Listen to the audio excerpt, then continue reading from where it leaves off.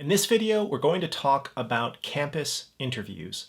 And in particular, I want you to be aware of the many informal parts of the campus interview that few, if any, people are aware of or prepare for. First, the airport pickup. People often forget that every now and then, a search committee member will pick you up at the airport. So you get off the plane, maybe it was a long flight, maybe it was cross country, maybe it was international, and you've got to go in this moment of vulnerability and then get in the passenger seat of the search committee chair's car and have a conversation over the course of 20 minutes or 30 minutes or an hour, who knows. It's very hard to turn down the offer of an airport pickup, but it does add this complexity for your part because that is an informal piece of the campus interview. You can't just be silent for an hour or be gruff or be totally unprofessional. You still have to be on, even though you might not be at your best. Second, the impromptu breakfast.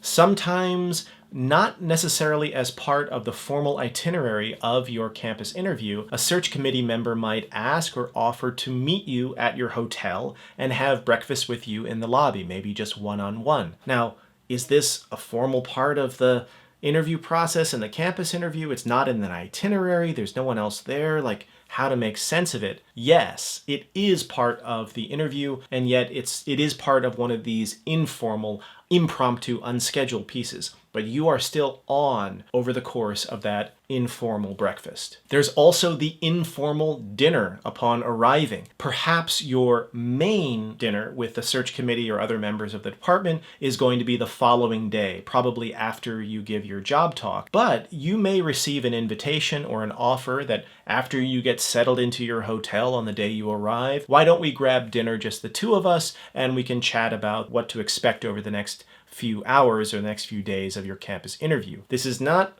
an official part of the itinerary, technically speaking, but it is yet another piece, one of these informal parts of the campus interview that you are on for the entire time. Third, interactions with administrators. For me, the very first person I emailed, the very first person I met when I arrived was the head administrator in the department at Stanford in the history department. Technically speaking, those conversations that I had with this and other administrators was not part of the formal proceedings of the interview, and yet it really is. It is a very important informal piece of the campus visit, and it's one in which you want to conduct yourself, as always, with the utmost professionalism, but also ease.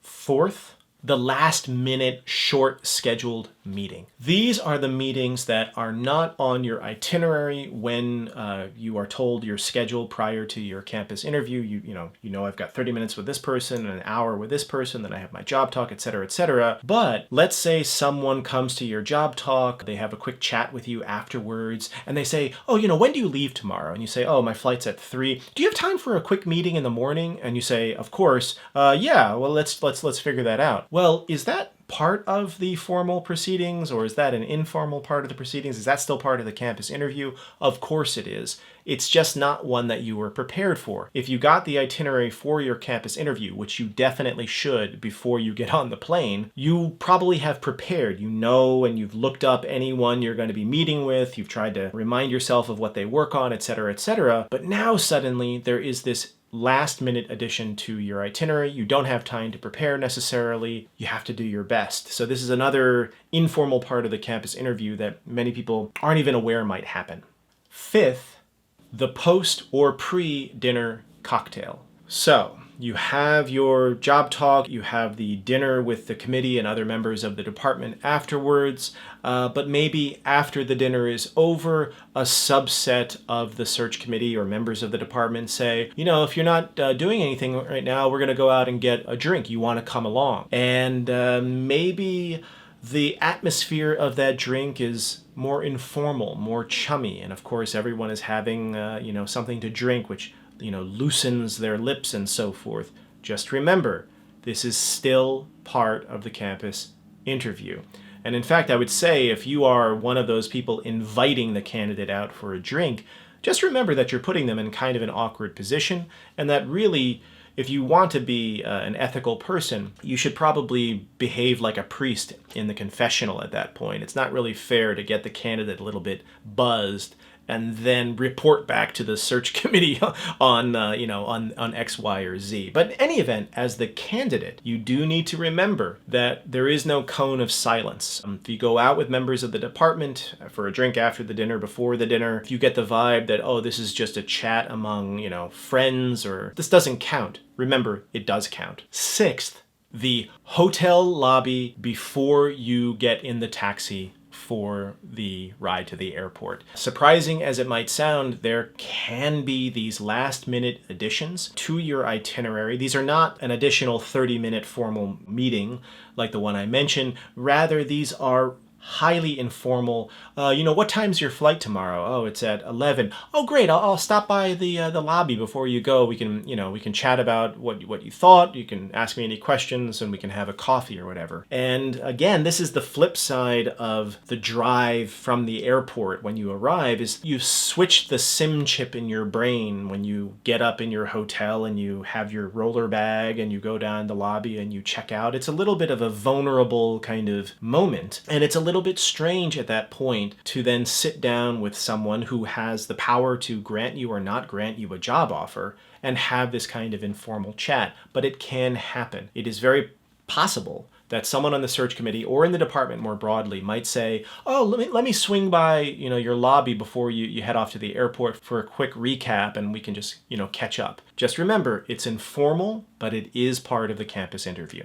Seventh, the drive back to your hotel after dinner. So let's say that you've done your job talk, you have gone to the meal afterwards with the committee and with members of the department, and let's say that you have a 10-minute walk back to your hotel, or let's say it's a 10-minute drive. So of course, someone from the committee is going to offer you a drive back, and if you're walking back, they're going to offer to walk along with you because maybe they live up in that direction. Well, you have just had in your body like 800 gallons of adrenaline just flow through it over the last however many hours. You're either giddy or in despair, you're exhausted, and now you have to carry on this informal chat once again in the passenger seat of a car or side by side as you're walking, crossing the street and trying not to get hit by a bus. Just keep in mind that that is also part of the informal campus interview kind of portfolio,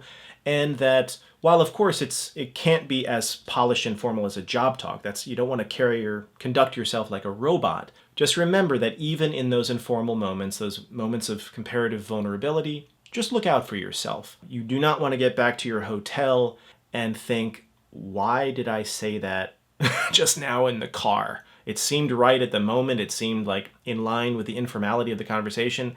But now when I think back on it, I wish I hadn't said that, or I wish I hadn't said it that way. You don't want to have those kinds of regrets. You don't want to have those opportunities for those kinds of mind jobs.